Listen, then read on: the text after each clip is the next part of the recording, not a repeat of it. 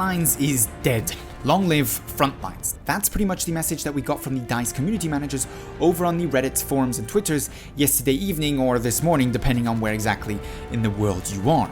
And unsurprisingly, the reaction from the community has been largely, almost exclusively, negative. Many people being quite upset with the removal of Frontlines and Domination from Battlefield 5's default game mode raster this week. So if you do still want to enjoy Frontlines, do so as long as you can, because it will be gone by the time next week rolls around. So, logically in this episode of Fixing Battlefield, we're going to be talking about Frontlines, not only about the decision to remove it and why some of the reasonings behind that decision are simply put flawed, but also why Frontlines is a valuable and unique addition to Battlefield 5's game mode variety, what some of the issues are behind Frontlines' low popularity currently in Battlefield 5, and how those possibly could be fixed. But before we get into that, because this is going to be a slightly more salty, slightly more harsh episode of Fixing Battlefield, I'd like to point out I harbor no ill will towards any individual in DICE or EA as whole. I'm simply criticizing the decision here and my displeasure with it and the relatively flawed reasoning. I don't understand why people go after the community managers, specifically in the case of Battlefield 5, as those really are not the people making these decisions, and they really only are the poor souls that have to communicate them to us.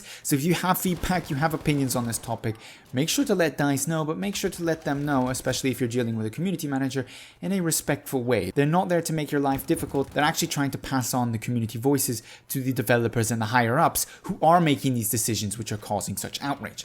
But leaving that to one side then, what did the announcement give us in terms of reasoning for the removal of Frontline? Well, the first is that it is a relatively unpopular game mode, and while yes, it's most definitely not played as much as, say, Grand Operations, Breakthrough or Conquest, maybe even Squad Conquest, which seems to be relatively popular lately when I try and find a server in the server browser, it certainly does usually have 1, 2 or maybe even 10 servers up, depending on the time of day and depending on your region. Of course, in less populated regions other than North America and of course Europe, this may be a different situation, but over here in Europe and North America, things seem to be relatively fine in terms of player population. Also, of course, then we got the argument that Frontlines technically would still be available to play in Grand Operations in a 64-player mode, which is of course ludicrous because that has absolutely nothing to do with Frontlines, A. B, you'd have to go through 2 other game modes just to get to Frontlines and hope that you end up on the right map to play Frontlines. And C, the 64-player version of Frontlines is pretty much the very opposite of what makes a good Frontlines game, which shows once more the lack of understanding for what Frontlines is loved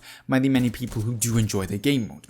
But let's move on from that, because the last and the most interesting argument that DICE has provided is that they wish to focus their efforts on game modes that they can improve and that actually meet their quality standards, because according to them, Frontlines and Domination don't do so as of now, and instead of seemingly coming up with the genius idea of fixing these game modes, fixing the maps where they don't work very well on, and maybe addressing some of the problems with the game modes so that they do meet DICE's quality standards, which are a mystery to all of us and seem to vary widely depending on which patch and which piece of content you look at, they've decided to focus those efforts on improving Rush, Grind, Fortress and Outpost, all temporary game modes which of course do have their fan followings, but have not been a staple part of the Battlefield franchise in Battlefield 5. So with the arguments that DICE has presented out of the way, let's talk about Frontlines as game mode and why it is such a great addition to the variety of game modes we have in Battlefield 5 and was in Battlefield 1. Frontlines in very many senses offers a very unique experience in terms of Battlefield game modes, specifically Battlefield 5 game modes all the more.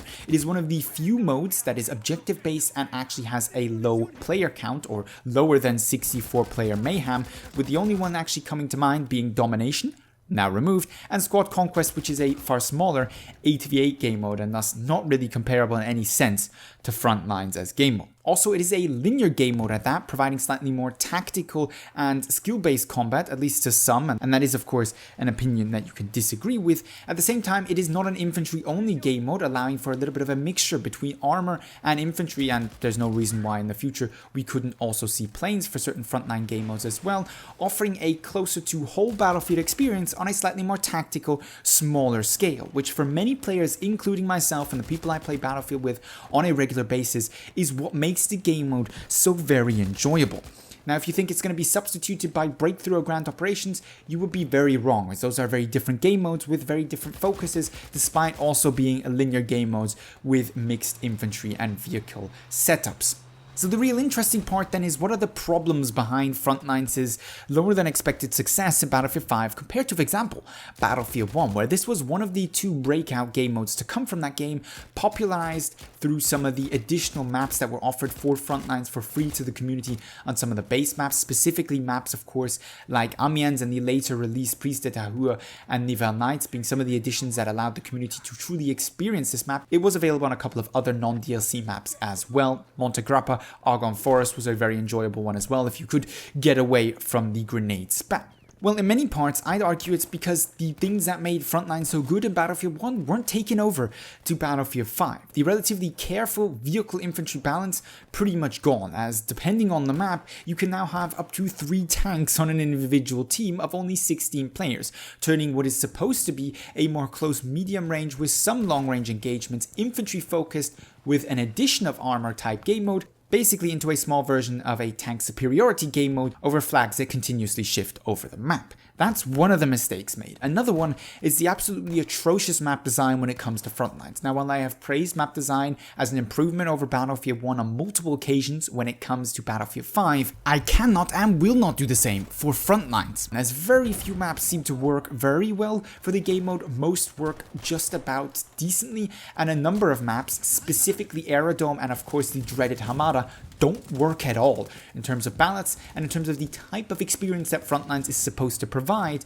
in terms of engagement distances and in terms of combats. What do I mean by this? Well, if your map is so wide that there are snipers 150 meters away from the objective sniping in, or worse, tanks camping around there, then you no longer have the 2 teams mashing up against each other on one central objective, fighting it out over that objective, and then being pushed on to the next. That's the whole point of Frontlines. It's in the name, it's a frontline focused game mode. It's a very linear game mode by having the maps so large on the sides, providing such extensive flanking routes that allow you to essentially flank without ever being seen by the enemy, somewhat destroys the linear nature of the game mode. Also, there's smaller issues that actually further reduce the linear nature of the game mode, such as the ability to place spawn beacons behind enemy lines and then just continuously spawn in and kill people from behind. Again, something completely contrary to the very fundamental frontline nature of the frontline game modes. And then lastly, and this is by far the most important point, is the team balancer issue. For anybody who's watched my video on balance in Battlefield 5, I'll have it linked down below in the description and up above in the info card if you're interested. The smaller the game mode and the more linear the game mode, the more important a working team balancer is to create an enjoyable and a balanced experience, because the less likely it is that just by chance the teams are relatively balanced. I've illustrated that with a number of games and a couple of stats in that video, so if you want to know why that is the case, go and watch that. But for this video, I'm going to leave it at that. And Frontlines, thus being a smaller player count and entirely linear focused game mode, is essentially one of the hardest, if not the hardest hit game mode when it comes to bad team player balance in Battlefield 5, making for very unenjoyable experiences because of the linear nature as well. Unlike with Conquest, where you can just avoid the Zerg of the enemy team and go cap a couple of relatively uncontested flags where only a couple of stragglers are to be found. If you're losing on Frontlines and you're losing badly, you're just getting stomped and there's nowhere you can really go to avoid that. You're just going to get Zerged again and again and again by a far superior enemy, and you're going to end up in the spawn screen most of the game. So a working team balancer is integral to an enjoyable Frontline experience. This was something that plagued Battlefield 1, certainly back in the day as well, but it plagues Battlefield 5 even worse than it did in Battlefield 1, and is one of the major reasons behind my lesser enjoyment in Battlefield 5's Frontlines compared to Battlefield 1. I spent hours every week in Battlefield 5 leaving servers as soon as I join them, because I can see instantaneously that this is going to be 20 minutes of one team just steamrolling or base raping another team, and I have better things to do with my precious time than sit in the spawn screen all day. Instead, I'm going to go and find a balanced game where both teams are roughly equal so that it's an enjoyable experience for everybody involved. Something DICE needs to sorely look into, not just for Frontlines, but for any of the available game modes in Battlefield 5, including the true and trusted classics such as Conquest and seemingly now Grand Operations. So how do you go and fix some of these issues then? It's all good complaining if you don't have any solutions yourself. Well, it's relatively simple. Address the problems head on. First of all, finally give us a team balancer for Battlefield 5. This should have been something that was in the game from day one. I can't believe that even needs saying, really, but it should definitely be a priority now, as it affects all game modes, just to different degrees. Then get rid of spawn beacons in Frontlines. That should be relatively easy. Further, reduce the number of tanks or planes per team to 1, independent of the map. If you're too lazy or don't have the resources to rework Hamada, completely remove it from Frontlines entirely and go around the individual objectives on the remaining maps, adding slightly more cover, the same way you did with the Fortress game mode. That showed us just how flexible the fortifications can be used to truly transform a map and make the flow of it entirely different. Using that, make sure that the Frontline map flows correctly, test it together with the community, maybe even have something entirely new, revolutionary, never seen before, such as the community test environment. I know, a daring suggestion and completely out of nowhere. And lastly, reduce the playing area on the side of the map, reducing the amount of tank camping that can go on, reducing the bullshit players who refuse to play the objective and stay hundreds of meters away from it, and also making the flanking a little bit more risky and rewardy, in the sense that you can't just walk for half an hour